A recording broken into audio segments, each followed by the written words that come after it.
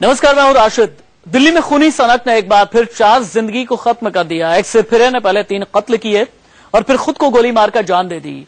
ये पूरी वारदात दिल्ली के अलीपुर इलाके में अंजाम दी गई। आखिर क्यों एक शख्स ने 3 लोगों को लाश बनाकर अपनी भी जिंदगी खत्म कर ली, आइए जानते हैं। दिल्ली में फिर दिखी खूनी सनक। कार में सवार होकर आई मौत।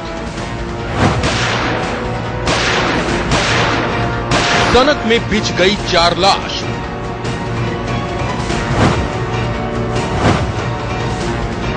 दिल्ली में थाएं थाएं।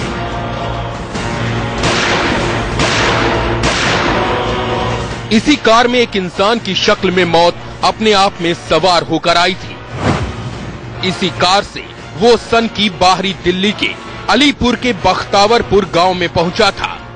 सोनू नाम के सिरफिरे ने एक एक कर पहले 3 कत्ल किए। 2 कत्ल बीच सड़क पर किए, फिर इत्मीनान के साथ था। सोनू नाम के सिरफिरे ने एक एक कर पहले 3 कत्ल किए। 2 कत्ल बीच सड़क पर किए, फिर इत्मीनान के साथ घर पहुंचा और भोपाल नाम के शख्स की गोली मारकर हत्या कर दी। इसके बाद सोनू ने खुद को मौत के हवाले कर दिया। मरने वालों में 28 साल का सोनू, 23 साल की पूनम, 55 साल का भोपाल और 28 साल का तरुण था। दरअसल सोनू भोपाल सिंह का दामाद था और पूनम सोनू की बीवी थी। ठीक 2 दिन बाद यानी 20 जून को तरुण की शादी होने वाली थी। 19 जून को तरुण की सगाई का कार्यक्रम था, लेकिन उससे पहले ही तरुण के जीजा सोनू ने कत्लेआम मचा दिया।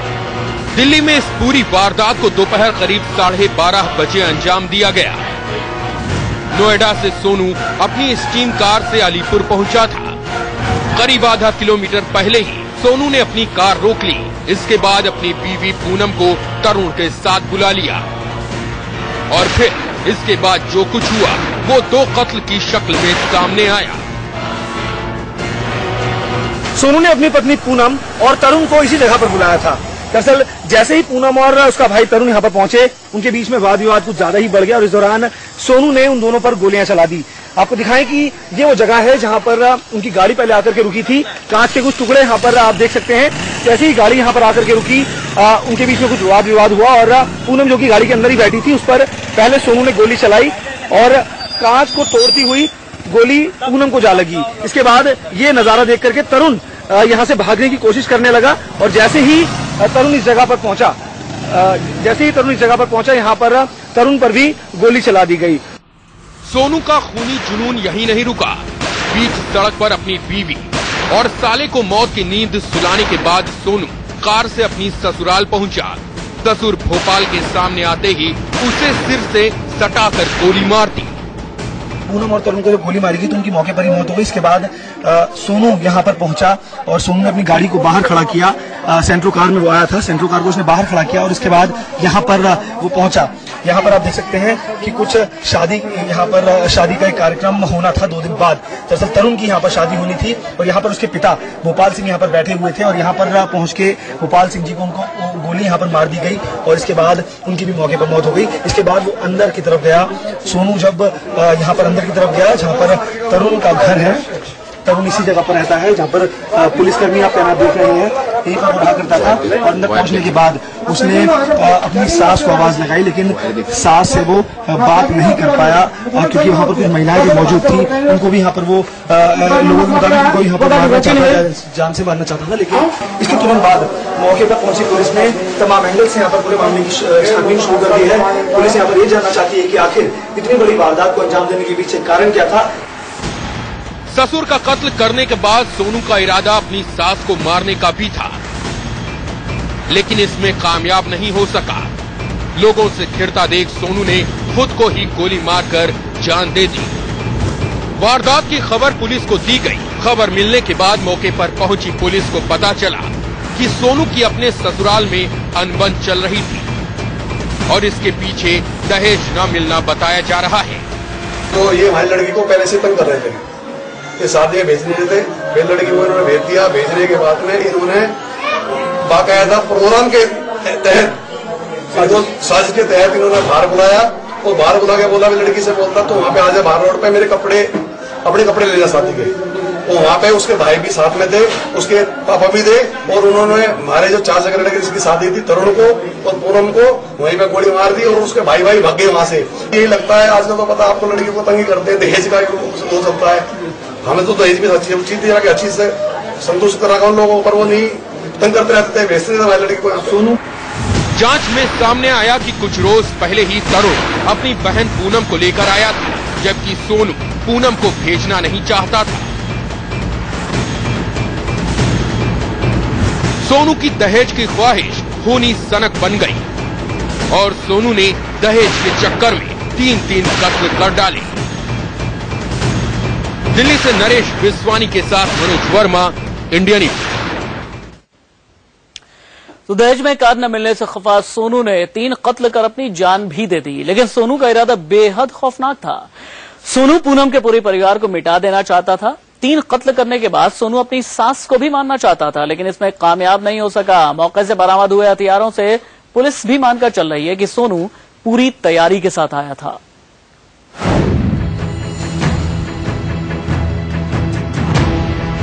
इन्हीं हथियारों के दम पर नोएडा के रहने वाले सोनू ने अपनी ससुराल में खूनी वारदात को अंजाम दिया। पुलिस ने यह हथियार मौके से बरामद किए। ये हथियार सबूत है कि सोनू का इरादा अपने ससुराल में मौजूद हर शख्स को मार देना था। दरअसल ससुर का कत्ल करने के बाद सोनू ने सास को भी मारने की कोशिश की थी, लेकिन उसमें कामयाब नहीं हो सका। पुलिस ने मौके से एक पिस्तौल, मैगजीन, देसी कट्टा और एक चाकू बरामद किया है। पुलिस ने वारदात में इस्तेमाल हथियारों को जब्त कर लिया है। पुलिस अब ये पता लगाने में जुटी है कि सोनू ने इन हथियारों को कहां से हासिल किया था। सोनू ने दहेज की खातिर अपनी बीवी और उसके परिवार को मार डाला। जिस घर में खुशियां कदम रखने वाली थी उसे गमों से भर दिया। मनोज वर्मा के साथ वरुण जैन, दिल्ली, इंडिया न्यूज। सीधे रुख करेंगे इंडिया न्यूज संवाददाता नरेश बिस्वानी, जो इस पूरी रिपोर्ट को कवर कर रहे हैं, वो मेरे साथ में है इस वक्त लाइव। नरेश बिस्वानी, मुझे ये बताइए, क्या सोनू की सनक दहेज में महज एक कार का मिलना था या मामला कुछ और है कि पूरा का पूरा परिवार ही साफ करने पर उतारू हो गया सोनू?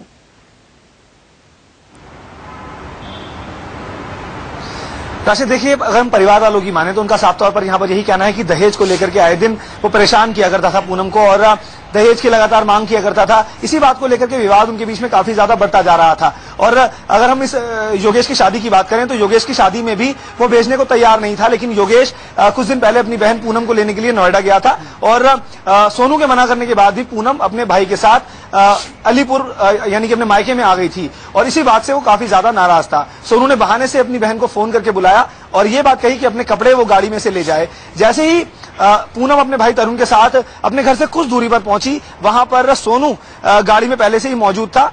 उसके बाद उसने एक के बाद एक कई राउंड फायर यहाँ पर तरुण और पूनम के ऊपर किए और इसके बाद मौके पर इन दोनों की मौत हो गई। इसके बाद वो अपनी गाड़ी लेकर के उनके घर पर पहुंचा, अलीपुर का जो बख्तावरपुर गांव का जो उनका घर है वहां पर वो पहुंचा। वहां पर भोपाल सिंह मिले जो कि तरुण के पिता हैं, यानी कि सोनू के जो ससुर हैं, उन पर ताबड़तोड़ गोलियां चलाई, उनको मौत के घाट उतारा और अंदर अपनी सास को मारने के लिए भी जा ही रहा था, लेकिन वहां पर उनकी सास बाहर नहीं आई और इस दौरान उसने अपनी बंदूक से पूरा मामला हमने रिपोर्ट पर दिखाया। और उसकी नरेश, मुझे ये बताइए, नरेश मुझे ये समझाइए, नरेश देखिए, जो पुलिस का एंगल है ये हम दिखाएंगे अपने दर्शकों को, लेकिन उससे पहले बहुत संक्षेप मुझे ये समझाइएगा कि पूनम के घर वालों का ये कहना है कि सोनू ने दहेज के लिए ये सब किया, सोनू के घर वालों का क्या कहना है?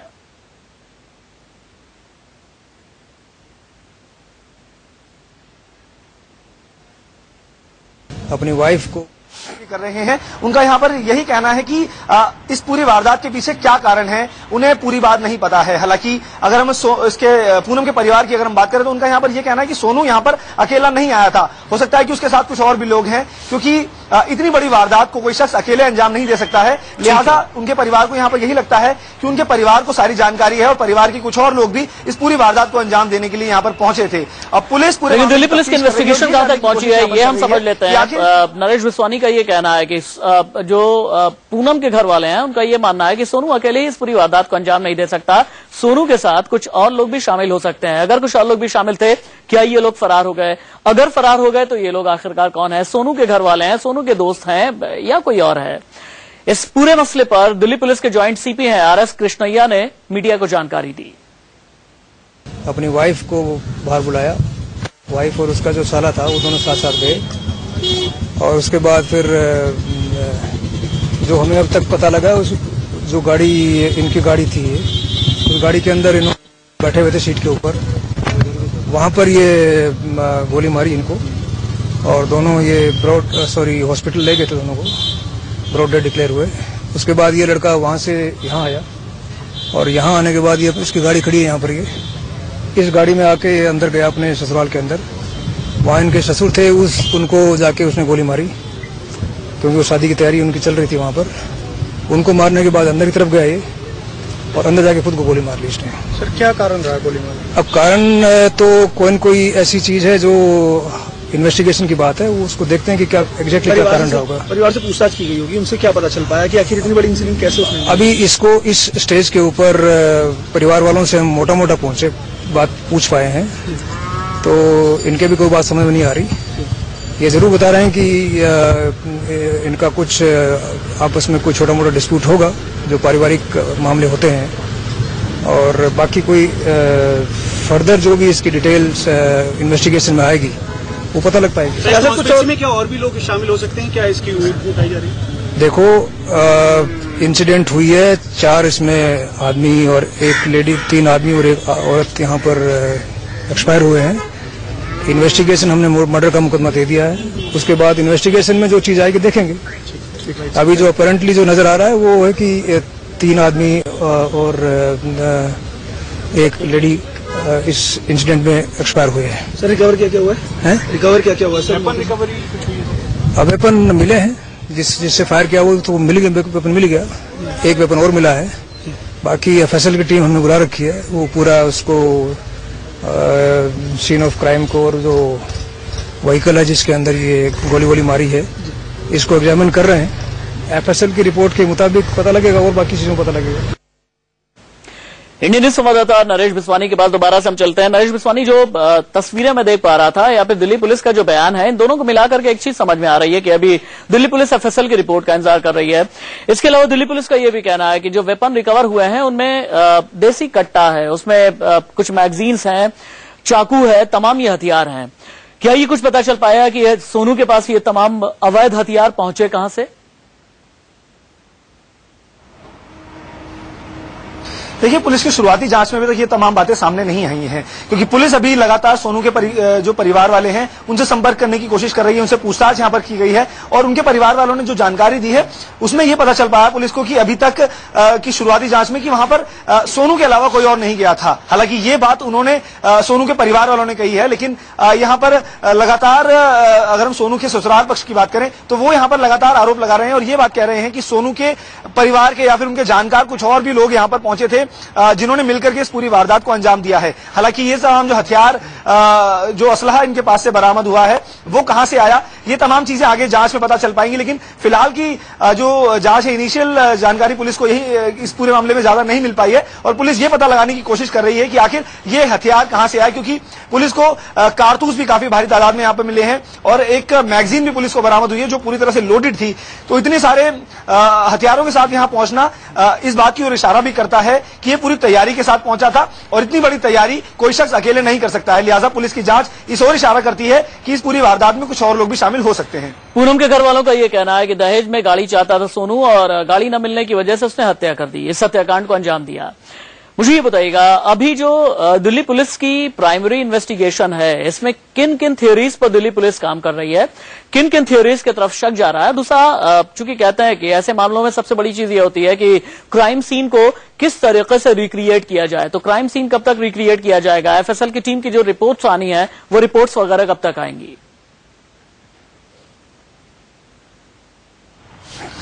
देखिए, एफएसएल की रिपोर्ट्स आने में कुछ समय जरूर लगेगा, लेकिन पहले पोस्टमार्टम की रिपोर्ट आएगी, उसके बाद एफएसएल की रिपोर्ट आने में कुछ समय जरूर लगेगा। लेकिन यहाँ पर क्राइम सीन को फिर से रिक्रिएट किया जाएगा, और उसमें एग्जैक्ट ये सब चीजें जानी जाएंगी कि आखिर इस पूरी वारदात को किस तरीके से अंजाम दिया गया था, उसके आने की टाइमिंग क्या थी, कितनी देर बाद उसने पूनम को बुलाया और यहाँ पर कितने राउंड फायर किए गए, ये तमाम चीजें यहाँ पर रिक्रिएशन में जानने की कोशिश की जाएगी। लेकिन इतना जरूर है कि पुलिस इस ओर भी पूरे मामले की जांच, पुलिस की जो जांच है वो इस ओर भी इशारा करती है कि इस पूरे मामले में कहीं ना कहीं पारिवारिक विवाद इस पूरी वारदात का कारण बना है और इस पारिवारिक विवाद में तमाम चीजें सामने आ सकती हैं। हो सकता है कि सोनू की इनके परिवार के साथ किसी बात को लेकर के पहले झगड़ा हुआ हो या किसी चीज की वो मांग कर रहा हो, तमाम चीजें यहाँ पर पूछताछ में और जांच में सामने आ सकती हैं। लेकिन सबसे पहले यहाँ पर अगर हम पूनम के परिवार की बात करें तो पूनम के परिवार के लोग लगातार इस ओर इशारा कर रहे हैं, लगातार इस ओर आरोप भी लगा रहे हैं सोनू के परिवार के ऊपर कि वो लोग लगातार उनसे गाड़ी और साथ ही साथ महंगी चीजों की डिमांड किया करते थे और अभी शादी को महज 4 साल ही हुए थे। इस शादी से उन्हें एक बच्चा भी है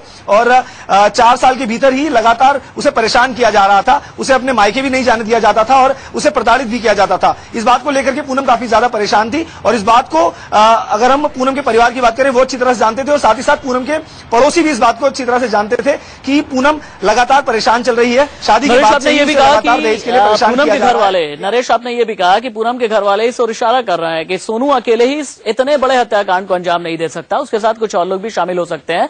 मुमकिन है कि उसके रिश्तेदार रहे हो, घर वाले रहे हो, दोस्त रहे हो, यार रहे हो। क्या सोनू के ऐसे संभावित साथियों के तलाश में दिल्ली पुलिस ने अभी तक कोई दबिश दी है, छापेमारी की है? हो सकते हैं, मुमकिन है कि उसके रिश्तेदार रहे हो, घर वाले रहे हो, दोस्त रहे हो, यार रहे हो। क्या सोनू के ऐसे संभावित साथियों के तलाश में दिल्ली पुलिस ने अभी तक कोई दबिश दी है, छापेमारी की है?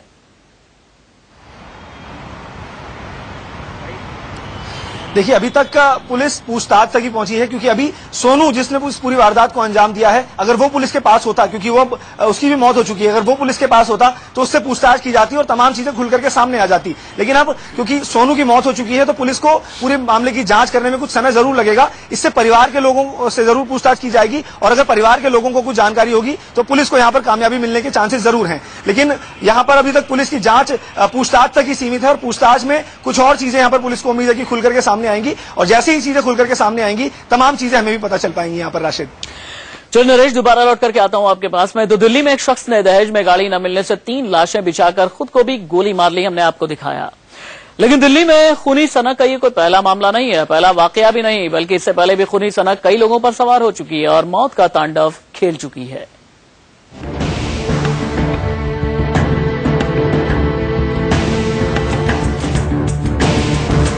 दिल्ली के अलीपुर इलाके में सोनू चौहान की सनक की वजह से 4 लाशें गिर गईं। लेकिन दिल्ली में ऐसा पहली बार नहीं हुआ जब किसी शख्स की सनक ने घर को लहूलुहान कर दिया हो। इससे पहले भी खूनी सनक के कई मामले सामने आ चुके हैं। तारीख 1 मार्च 2014, जगह डिफेंस कॉलोनी दिल्ली। दिल्ली के ही डिफेंस कॉलोनी इलाके में एक रॉ अधिकारी ने अपनी ही पत्नी और बच्चों की हत्या कर दी और फिर खुद को फांसी लगा दी। यहाँ भी मामला घरेलू झगड़े का था और रोज रोज के झगड़े से परेशान आकर इतना बड़ा कदम उठा दिया गया। दिल्ली में और भी ऐसे कई मामले सामने आ चुके हैं जहाँ एक ही परिवार के कई लोगों को एक साथ मौत के घाट उतार दिया गया। तारीख 11 जनवरी 2013, जगह दिल्ली का बिंदापुर इलाका। दिल्ली के बिंदापुर इलाके में प्रॉपर्टी विवाद को लेकर एक ही परिवार के 3 लोगों की हत्या कर दी गई थी। तारीख 7 सितंबर 2013, जगह स्वरूप नगर दिल्ली। दिल्ली से स्वरूप नगर में भी बीते साल खूनी सनक देखने को मिली थी। सितंबर महीने में 2 लोगों ने मां बेटी को गोली मारकर हत्या कर दी। इसके बाद आरोपियों ने खुद को भी गोली मार ली थी। तारीख 4 सितंबर 2013, जगह बिंदापुर दिल्ली। खूनी सनक में एक शख्स ने पहले बिंदापुर में 2 महिलाओं की हत्या की। इसके बाद हमलावर गाजियाबाद पहुंचा और यहां भी एक लड़की और उसके पिता की गोली मारकर हत्या कर दी। दिल्ली में खूनी सनक के मामले लगातार सामने आ रहे हैं। Bureau report, India news. राजधानी दिल्ली जहां पर खूनी सनक के इस तरह के वाकये सामने आ रहे हैं, कई बातें साबित करती हैं, एक के बाद एक इस तरह के मामले सामने आने का मतलब यह है कि क्या दिल्ली में सहनशीलता कम हो गई है। दिल्ली यानी कि राष्ट्रीय राजधानी इतना ज्यादा तेज शहर दौड़ने लगा है कि लोगों की सहन शक्ति खत्म हो गई है।